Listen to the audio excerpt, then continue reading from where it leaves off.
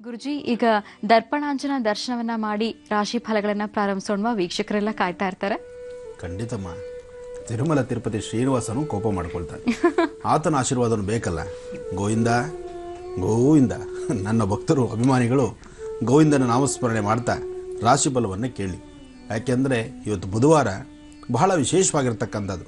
ತಿರುಪತಿ ಅಂದ ತಕ್ಷಣ ನಾನು ಬರ್ತೀನಿ ಅಂತ ಹೇಳಿ ಕಿಟ್ಟೆತ್ಕೊಂಡು ಬ್ಯಾಗ್ ಎತ್ಕೊಂಡು ಹೊರಟು ಬಿಡ್ತಿರಲ್ಲ. ತಿರುಮಲ ತಿರುಪತಿಗೆ ಹೊರಟಾಗ ಕೆಲವು ನಿಯಮಗಳಿದೆ. ಆ ನಿಯಮಗಳ ಪದ್ಧತಿ ಪ್ರಕಾರ ನಾವು ಭಗವಂತನ ದರ್ಶನ ಮಾಡಿದ್ರೆ ಖಂಡಿತ ನಮ್ಮ ಕಾರ್ಯಸಿದ್ಧಿಯಾಗುತ್ತೆ ಅನ್ನೋದಕ್ಕೋಸ್ಕರ ಈ ರಹಸ್ಯಗಳನ್ನು ತಿಳ್ಕೊಳ್ಳಿ. ವರಹಸ್ವಾಮಿಗೂ ಶ್ರೀನಿವಾಸನ ದರ್ಶನಕ್ಕೆ ಹೊರಡೋಕ್ಕೂ ಮೊದಲು ಮಧ್ಯದಲ್ಲಿ ಕಲ್ಯಾಣಿ ಇದೆ.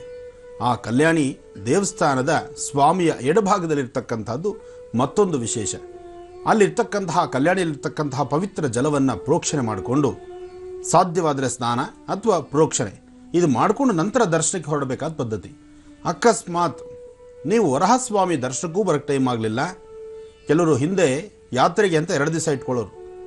ಸಾಯಂಕಾಲ 6 ಗಂಟೆ 9 ಗಂಟೆವರೆಗೂ ಇಲ್ಲೇ ಬೆಂಗಳೂರಲ್ಲಿರ್ತಾರೆ, ಅಥವಾ ಎಲ್ಲೋ ನಿಮ್ಮ ಪ್ರಾಂತ್ಯದಲ್ಲಿರ್ತೀರಿ. 9-10 ಗಂಟೆಗೆ ಬಿಡ್ತೀರಿ, ಬೆಳಗ್ಗೆ ದರ್ಶನ ಮಾಡ್ಕೊಂಡು ಪುನಃ ಬೆಂಗಳೂರು ಬಂದುಬಿಟ್ಟಿರ್ತೀರಿ. ಅಂದರೆ ಎಲ್ಲವೂ ಸ್ಪೀಡು, ವೇಗ. ಇಂತಹ ಪರಿಸ್ಥಿತಿಯಲ್ಲಿದ್ದಾಗೂ ಸಹಿತ ಗರ್ಭಗುಡಿಯ ಒಳಭಾಗಕ್ಕೆ ಅಂದರೆ ಸ್ವಾಮಿಯ ದರ್ಶನಕ್ಕೆ ಹೊರಡೋಕ್ಕೆ ಮುನ್ನ ಮೊದಲು ಕಾಣಿಸ್ತಕ್ಕಂಥದ್ದೇ ವರಹಸ್ವಾಮಿಯ ಕಂಬ. ಅಕಸ್ಮಾತ್ ಇಲ್ಲಿ ವರಹಸ್ವಾಮಿಯ ದರ್ಶನ ಮಾಡಲಿಲ್ಲ ಅಂದರೆ ರಜಿತ ದ್ವಾರದಿಂದ ಒಳಗಡೆ ಪ್ರವೇಶ ಮಾಡಿ ಸ್ವಾಮಿಯ ಒಳಭಾಗಕ್ಕೆ ಹೋಗಿ ಬಲಭಾಗಕ್ಕೆ ತಿರುಗಿ ಪುನಃ ಎಡಕ್ಕೆ ತಿರುಗಿದ್ರೆ ಆಗ ಎಡಕ್ಕೆ ತಿರುಗ್ತಿದ್ದಂಗೆ ಸ್ವಾಮಿ ದರ್ಶನ ಆಗಿಬಿಡುತ್ತೆ. ಬಹುಶಃ ಇದನ್ನು ಅಲ್ಲಿ ಯಾತ್ರೆ ಮಾಡಿರ್ತಕ್ಕಂಥವ್ರಿಗೆ, ಇದನ್ನೆಲ್ಲ ನೋಡಿರ್ತಕ್ಕಂಥವ್ರಿಗೆ ಕಣ್ಣು ಕಟ್ಟದಂಗೆ ಆಗ್ಬಿಡುತ್ತೆ. ಈಗ ಶ್ರೀನಿವಾಸ ನಿಮ್ಮ ಕಣ್ಣು ಮುಂದಿದ್ದಾನೆ ಹೇಳುವಂಥ ಕ್ಷಣ ನನಗೇ ಶ್ರೀನಿವಾಸ ನನ್ನ ಕಣ್ಣೆದುರುಗ ನಿಂತಿದ್ದಾನೆ. ಈಗ ಅಂದರೆ ಕಲಿಯುಗದ ಕಾಮಧೇನು, ನಿತ್ಯ ಕಲ್ಯಾಣೋತ್ಸವ ಪ್ರಿಯ ಗೋವಿಂದ ಗೋವಿಂದ. ಆ ಗೋವಿಂದನ ನಾಮಸ್ಮರಣೆ, ಆ ಗೋವಿಂದ ಅಂತಕ್ಕಂತಹ ಪದದಲ್ಲಿ ಅಷ್ಟು ಅರ್ಥ ಇದೆ. ಆ ಗೋವಿಂದ ಅಂತಕ್ಕಂತಹ ಪದ ಅಷ್ಟು ಸಿಹಿ ಇದೆ. ಅದನ್ನು ಎಷ್ಟು ಬಾರಿ ಕೊಂಡಾಡಿದ್ರೂ ಕಡಿಮೆನೆ. ಅದಕ್ಕೆ ಕಲಿಯುಗದಲ್ಲಿ ಅಷ್ಟು ವಿಶೇಷವಾದಂತಹ ಪವಾಡ ಅಲ್ಲಿ. ಸ್ವಾಮಿ ದರ್ಶನ ಮಾಡಿದ್ರೆ ಎಂಥ ಆಯಾಸ ಇದ್ದರೂ ಆ ಆಯಾಸವನ್ನೆಲ್ಲ ಕ್ಷಣ ಮಾತ್ರದಲ್ಲಿ ದೂರ ಮಾಡ್ತಾನೆ. ಸ್ವಾಮಿಯ ದರ್ಶನಕ್ಕೆ ಹೊರಡುವ ತನಕ ಮನಸ್ಥಿತಿ, ಅಬ್ಬಾ ಸಾಕಪ್ಪ, ಇಷ್ಟು ಬಾಧೆ, ಇಷ್ಟು ಕಷ್ಟ, ಇಷ್ಟೊಂದು ಒದ್ದಾಟ, ಇಷ್ಟು ಜನಗಳ ಮಧ್ಯದಲ್ಲಿ ನೂಕು ನುಗ್ಗಾಟದಲ್ಲಿ ತಿರುಗೋದೇ ಬೇಡ, ಬರೋದೇ ಬೇಡ, ಸಾಕು ಈ ಸತಿ ದರ್ಶನ ಮಾಡ್ಕೊಂಡು ಸದ್ಯ ಆಚೆ ಹೊರಟು ಬಿಟ್ರೆ ಸಾಕಪ್ಪ, ನಾವು ಗೆದ್ದಿವಿ ಅನ್ನೋಂಗಾಗತ್ತೆ. ಎಲ್ಲಿ ಗೆಲ್ಲೋದು? ಈ ಜೀವ ಇರುವ ತನಕ, ಈ ದೇಹದಲ್ಲಿ ಈ ಪ್ರಾಣ ಪಕ್ಷಿ ಇರುವ ತನಕ ಆಡುವ ಮಾತು ಮಾತ್ರ, ಆದರೆ ಕಾರ್ಯಗತ ಮಾತ್ರ. ಪುನಃ ಸ್ವಾಮಿಯ ದರ್ಶನ ಮಾಡಿ ಒಂದು ಸತಿ ಆ ದೇವಸ್ಥಾನದ ಒಂದು ಪರಾಂಗಣವನ್ನು, ಆ ಪ್ರಾಕಾರ ಮಂಟಪವನ್ನು ದರ್ಶನ ಮಾಡಿ ಹೊರಗಡೆ ಬಂದು ಪ್ರಸಾದವನ್ನು ತಿಂದು ಇನ್ನೂ ಈಗ ತಿರುಗಕ್ಕಿಲ್ಲ, ಪುನಃ ಮನಸ್ಸು ಎಳೆಯುತ್ತೆ. ಇನ್ನೊಂದ್ಸತಿ ದೇವ್ರು ನೋಡ್ಬಿಡಿದ್ರೆ ಚೆನ್ನಾಗಿತ್ತಲ್ಲ, ಇನ್ನೊಂದ್ಸತಿ ಕಣ್ತುಂಬ ದರ್ಶನ ಮಾಡ್ಕೊಂಡ್ಬಿಡ್ಬೋದಾಗಿತ್ತಲ್ಲ. ಆವಾಗ ಕದ್ದು ಮುಚ್ಚಿ ಓಡೋಗಕ್ಕೆ ಹೋಗ್ತೀವಿ. ಆದರೆ ಬಿಡೋದಿಲ್ಲ. ಅಲ್ಲಿ ಪುನಃ ಬರಬೇಕು, ಹಾಗೂ ಈಗ ಸ್ವಲ್ಪ ದಿನ ಕಳಿಬೇಕು, ತಿರ್ಗಾ ಓಡೋಗ್ಬೇಕು. ಅಲ್ಲಿನ ಆಕರ್ಷಣ ಶಕ್ತಿ ಆಗಿದೆ.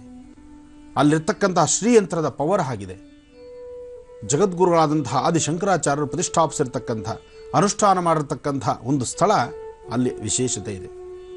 ಅದರಿಂದ ಒಂದೊಂದು ವಿಶೇಷ ಇದೆ. ಸಾಮಾನ್ಯಕ್ಕೆ ಎಲ್ಲಿ ನಿತ್ಯಾನುಷ್ಠಾನ ಇರುತ್ತೋ ಅಲ್ಲಿ ಇಂಥ ಒಂದು ಶಾಸ್ತ್ರಬದ್ಧವಾದಂಥ ಅನುಷ್ಠಾನಗಳಿರುತ್ತೆ.